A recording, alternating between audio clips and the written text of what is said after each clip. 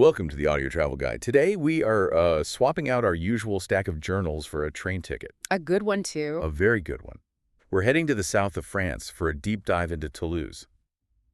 But before you start picturing, the Eiffel Tower or the Riviera, let me just stop you. Yeah, this isn't that France. Not at all. This is something grittier, smarter, and honestly, a lot tastier. It's a fantastic choice. Toulouse often gets skipped over by people rushing to the coast, but it's arguably one of the most dynamic cities in the country. That's what we're here to unpack. We want to take you from feeling like a tourist to thinking like a local. So let's start with the first thing you notice. You step off the train, you look around, and everything is pink. La Ville Rose. The pink city. Exactly. Which, you have to admit, sounds a bit like a marketing gimmick, doesn't it? Is it actually pink? Oh, it's completely literal. And there's a really practical reason for it. See, Toulouse has no stone quarries nearby. Ah. So if you're building something in the Middle Ages, you can't just haul granite. You have to use what's right there under your feet. Which is clay. Clay. They bake these flat, pseudo-Roman style bricks. But the amazing thing is how they react to the light. In the morning, it's a soft, pale pink. Midday sun, it's a burning orange red, and then by evening it cools down to this deep, almost purple color. It's the city itself changing colors all day. Okay, so the city is built from these clay bricks. But the architecture isn't, industrial. It's incredibly grand. I mean, we're talking actual palaces. Where did all that money come from? This is the first big historical surprise. The money came from a plant. A plant? A plant called Pastel, or woad in English. Back in the Renaissance, before we had indigo or synthetic dyes, this was the only way to get a rich, color-fast blue. So it was like blue gold. It was exactly that. The merchants here had a monopoly on blue dye for all of Europe. They became obscenely rich. When you see a mansion like the Hôtel de César, you have to remember, that was built with blue dye. And then, I'm guessing, the bubble burst. It did. Indigo arrived from the colonies, it was cheaper, and the Toulouse economy just crashed. The city basically went to sleep for a few hundred years. Which brings us to the second massive contradiction. You have this sleepy medieval city, and today it's the absolute heart of the European aerospace industry. Right. Airbus headquarters. How do you get from medieval dye to building the A380? It seems so random. It does, but it was a strategic military decision. Think about the geography. Toulouse is in the southwest near Spain. As far away from the German border as you can get in France? Precisely. During the World Wars, when France needed to build planes and rockets, they needed a safe place, out of range of enemy bombers. They moved all that industry to Toulouse. And that one decision a century ago shaped the entire modern city. Completely. Today you have something like 35,000 people there working in aviation and space. You'll see engineers having coffee in 500-year-old squares. It's not a museum. And it's not just engineers. This city feels incredibly young. It's a huge university town. I think it's the second largest student population in France, something like 120,000 students. Yeah. That brings a totally different energy. It keeps the city loud, active, and up very late. And a little rebellious, maybe. Definitely. There's a strong alternative streak, and to understand that, you have to look next door. To Spain. To Spain. Yeah. In 1939, during the Spanish Civil War, hundreds of thousands of Spanish Republicans, communists, anarchists fled Franco's regime over the Pyrenees. A huge number of them settled in Toulouse. So you have this massive influx of revolutionaries. Exactly. And that spirit just seeped into the city's DNA. It's why you still have this really active art scene, squats, and a kind of combative political soul. Which feels like the perfect time to bring up the local religion. Rugby. Rugby, not soccer. Oh, absolutely not. In most of France, football is king. But in Toulouse, it is all about rugby. Stade Toulousain is everything. I read that on match days, you don't even need to be in the stadium to know what's happening. No, the whole city just vibrates with it. And it fits, doesn't it? It's a gritty, physical, strategic game. It feels right for a city with that kind of history. Okay, so we've got the context. Red bricks, blue dye, Spanish anarchists, and rocket scientists. Let's actually walk through it. I'm in the center of the city. Where am I? You are at the Capitole. The town hall. It's so much more than that. It's a palace, a theater. It's this massive, imposing building facing the Place du Capitole, a huge open square. And that's sort of the 0 point, right? The main meeting spot. It is. And from here, even though it's the fourth largest city in France, the historic center is incredibly walkable. Don't even think about driving. Okay, let's break down the neighborhoods. Yeah. If I'm one of those students we mentioned, where am I going on a Thursday night? You're going straight to Place Saint-Pierre. It's right on the riverbank, just a square lined with bars. It's loud, it gets sticky, but it's the hub of student nightlife. Right. And if I'm maybe a little past my sticky bar phase, looking for some shopping? Then you head to Esquirol and Place de la Bourse. That was the old textile quarter. Today, it's the spot for vintage shops and what they call fripperies. Secondhand shops. I love that. And what if I cross the river? You're in Saint-Cyprien. It used to be the other side of the river, you know, where the slaughterhouses were. Ah. But now it's got this great village feel. And on Mondays, there's an outdoor market just for old books and vinyl records. It's fantastic. We have to talk about the water. Not just the River Garonne, but the Canal du Midi, a UNESCO World Heritage Site. It's a total marvel of engineering. Connecting the Atlantic to the Mediterranean in the 17th century was considered impossible. Too many hills. Exactly. But this local guy, Pierre-Paul Riquet, he figured it out. It was a massive project. I've heard walking along it in the city itself can be a bit noisy. That's a very fair point. Right in the center, you have major roads running right alongside it. It's not that peaceful stroll you're imagining. So what's the local tip? Head south, walk past Port Saint-Sever.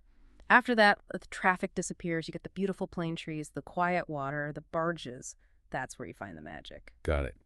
Okay, let's hit the big sites. We've done the Capitole. The main church is Saint-Sernin, and it is huge. It's the Basilica Saint-Sernin, largest Romanesque church in Europe. It's impressive, definitely, but it can feel a little cold. A bit imposing. Which is why you seem to prefer the Couvent des Jacobins. 100%. This is the real gem. From the outside, it just looks like a brick fortress. Right. But you go inside, and wow, it's famous for one column in particular. The palm tree. The palm tree. It's the single slender stone column that goes up to the ceiling, and then the ribs of the vault fan out like palm fronds. It holds up the entire roof. It's pure genius. And there's a secret door. Yes. On the left, there's this tiny, plain wooden door. You pay a few euros, you go through, and you're in the cloister. Oh, wow. It's absolutely silent. Greenery, arches, the perfect place to just escape the heat and the noise in the summer. Fantastic. What about the pastel palaces we talked about? The Hôtel des Césats is the one to see. It looks like it was dropped in from Florence. Yep. It's a Renaissance palace now housing the Bemberg Art Collection. And for modern art? You go to Les Abattoirs. Which literally means the slaughterhouses. It does, and that's what it was, but they've turned this huge brick industrial building into a fantastic modern art museum right on the river. Okay, enough old stuff. Let's talk new stuff. Airbus. Can I just show up and kick the tires on a new plane? Absolutely not. It's a high-security industrial site. You can visit, but you have to be organized. How organized? You need to book way in advance, and you must bring your passport. They check it. And no photos. Absolutely no photos. Is it worth all the trouble? Look, if you're a serious aviation geek, seeing the A350 assembly line is incredible. But if you have kids or you just want more of a fun day out, Yes. skip it and go to the Cité de l'Espace, the Space City. It's basically a science theme park. Full-scale replica of the Ariane rocket. You can walk through the Mir space station. It's much more hands-on and accessible. All right, let's talk logistics. Getting around the city. Super easy. The airport is close, and a tram connects you right to the metro. The metro itself is just 2 lines, A and B. It's modern, driverless, very simple. Well, my favorite tip I found was the navette. Ah, the Navette Centerville. It's brilliant. It's a free electric shuttle bus that just does a loop of the historic center. And it has no stops. No fixed stops. You just see it, you wave, the driver stops, you hop on and hop off wherever you want. And for bikes? Velo Toulouse, the city bike share. The center is mostly flat, so it's a great option. Just watch out for the tram tracks. Good tip. Okay. We have walked all over. I'm starving. And eating in Toulouse is a serious business. It is not a casual activity. This is the Southwest. The food is rich, it is heavy, and it is very duck-focused. Let's run through the holy trinity of Toulouse food. Number 1, sauce de Toulouse. The Toulouse sausage. It's iconic. Coarse ground pork, salt, and pepper. It's incredibly savory and meaty. Number 2, Duck. Duck in every way you can imagine. Foie gras, duck breast, but especially confit de canard. That's the duck leg, slow cooked in its own fat until the meat just falls apart and the skin is super crispy. and number 3, the final boss, Cassoulet. The cassoulet. This is the dish. Describe it, because the pictures look intense. It is. It's a big clay pot filled with creamy white beans that have been simmered for hours with pork skin and herbs.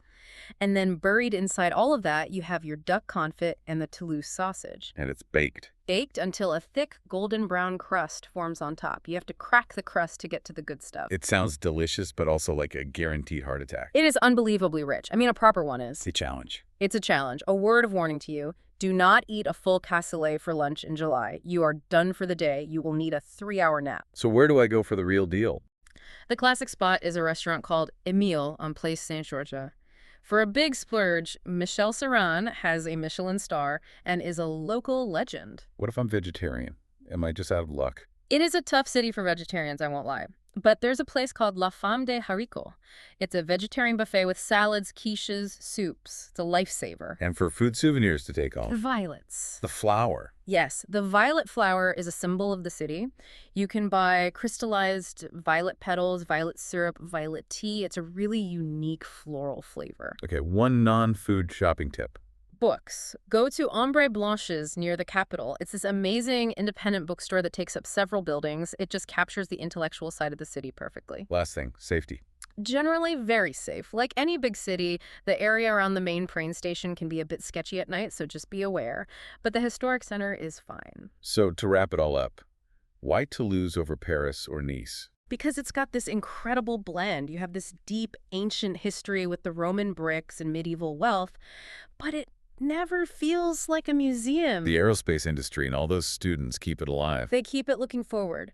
You're eating a 500-year-old recipe while sitting in a square built by dye merchants, listening to students talk about rocket propulsion. It's that clash that makes it so interesting. Exactly. And a final thought for you. When you're walking around, look for the street signs. You'll see them in French, and then below that in Occitan. The old local language. It's a little reminder that this city has its own history, its own soul. It's a place that has always done things its own way. I'm sold. I'm ready for the cassoulet. Just remember to schedule that nap. If you enjoyed this trip to the Pink City, be sure to check out our other episodes. We have a full country overview of France if you're planning a bigger trip, and deep dives into French food and culture. Always a good listen. This has been the Audio Travel Guide. Thanks for listening.